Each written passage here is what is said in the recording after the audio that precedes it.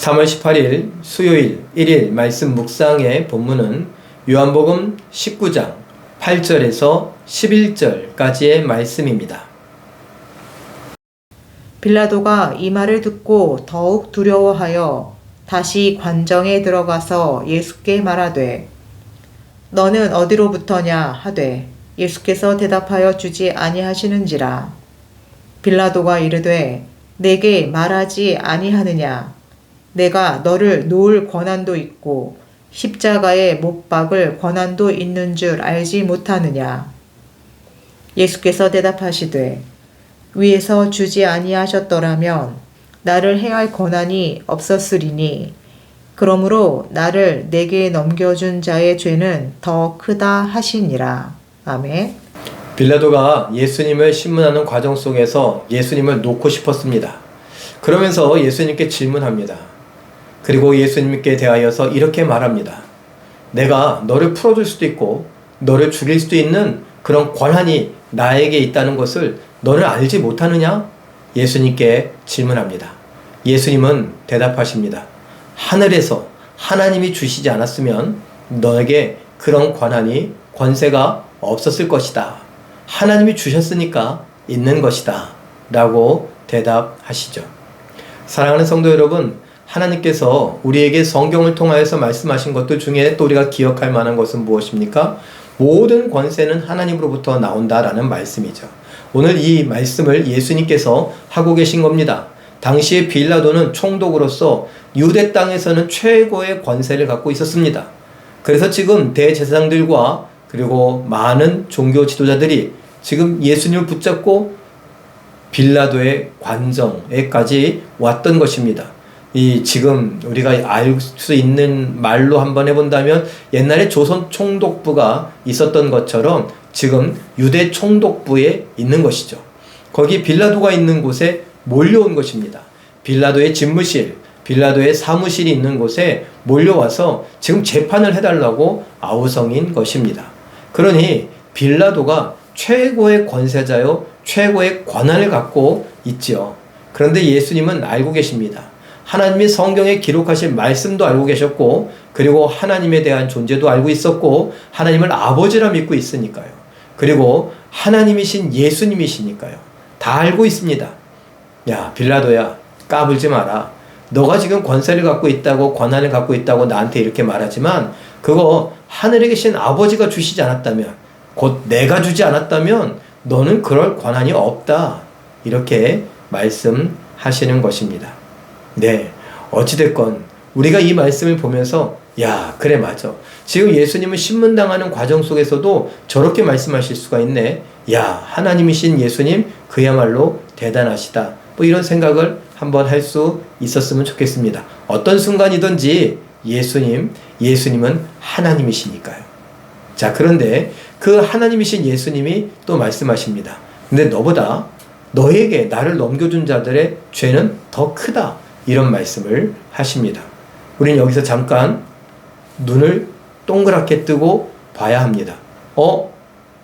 우리는 사도신경에서 본디오 빌라도에게 고난을 받으사 십자가에 못 박혀 죽으시고 이렇게 고백하고 있는데, 그런데 빌라도보다 더 큰 죄가 있단 말인가? 예, 누굽니까? 넘겨준 자. 첫 번째는 가룟 유다죠. 두 번째는요, 대제사장들이죠. 세 번째는요, 군병들입니까? 그리고 유대인들입니까? 한번 생각해 봐야 합니다.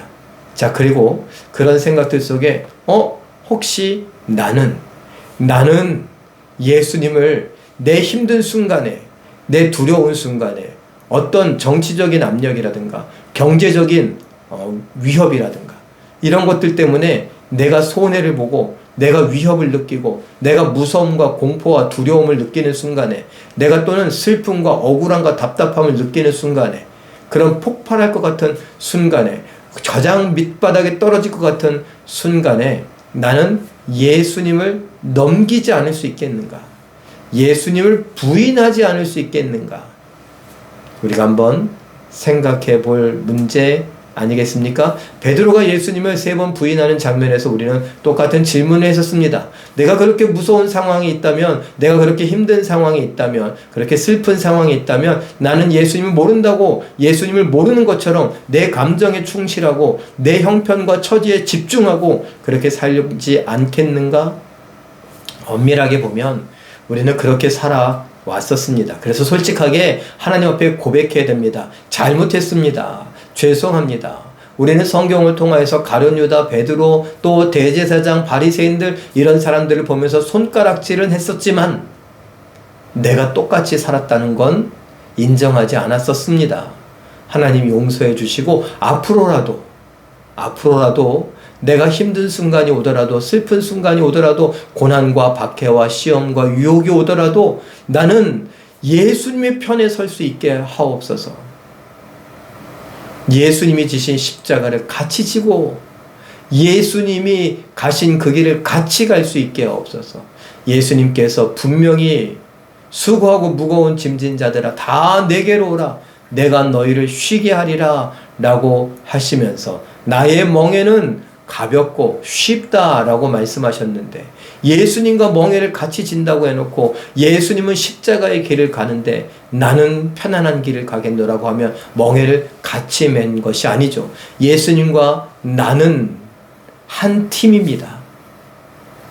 2인 1조다라고 하면은 예수님과 나는 한 조입니다.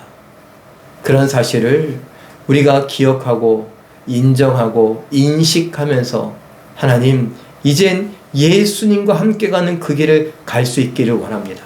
아무리 힘들어도, 아무리 외로워도, 아무리 괴로워도, 내 욕구가 너무 강력해도 내가 예수님과 한 팀이요 한 조라는 것을 잊지 않게 하옵소서.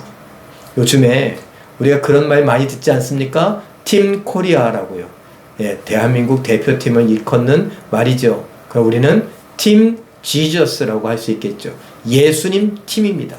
예수님과 한 팀이요 한 조라는 사실을 늘 기억하며 예수님 가신 그 길을 쫓아가겠노라고, 예수님과 함께 하겠노라고, 예수님처럼 하나님의 뜻을 구하며 그 뜻을 이루는 일에 순종하겠노라고 할 수 있는 우리 모두가 되시길 예수님의 이름으로 축원합니다. 기도하겠습니다. 사랑의 하나님, 우리는 성경 속에서 가룟 유다나 베드로나 대제사장들이나 바리새인들을 보면 혀를 차기도 하고 입맛살을 찌푸리기도 하고 손가락질을 하기도 합니다. 우리는 그들을 악인이라고 판단하기도 합니다. 그런데 너무나 무섭고 힘들고 외롭고 슬프고 괴롭고 힘든 순간이 온다면 나는 그 순간에도 예수님과 함께하고 있었는가, 예수님과 멍에를 함께 메었던가 돌아볼 수 있기를 원합니다. 고백하건대 우리는 그러지 못했었습니다. 우리도 똑같이 빌라도보다 더 큰 죄를 짓고 있는 빌라도에게 예수님을 넘겨준 사람과 같이 살았음을 고백하오니 용서하여 주시옵소서. 이젠 이러한 말씀을 읽고 배우고 생각하고, 그래서 이젠 우리가 예수님을 넘겨주는 자가 아니라 예수님을 붙잡는 자, 예수님과 멍에를 같이 하는 자, 예수님과 동행하는 자로서 남게 하여 주시옵소서. 어떠한 순간이고 형편과 처지든지 내가 믿음으로 예수님을 붙잡고 따라갈 줄 아는 우리 모두가 되게 하여 주시옵소서. 성령께서 우리를 주장하여 주시길, 우리의 믿음을 붙잡아 주시길, 우리의 믿음을 뿌리내리게 하시고 잘 자라게 하시고 열매 맺게 하시길 간절히 바라고 원하오며 예수님의 이름으로 기도하옵나이다. 아멘.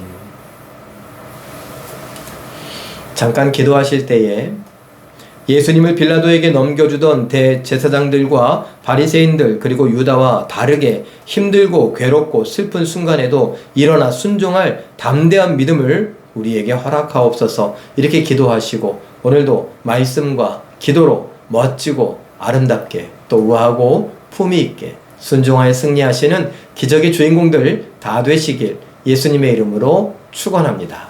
사랑합니다.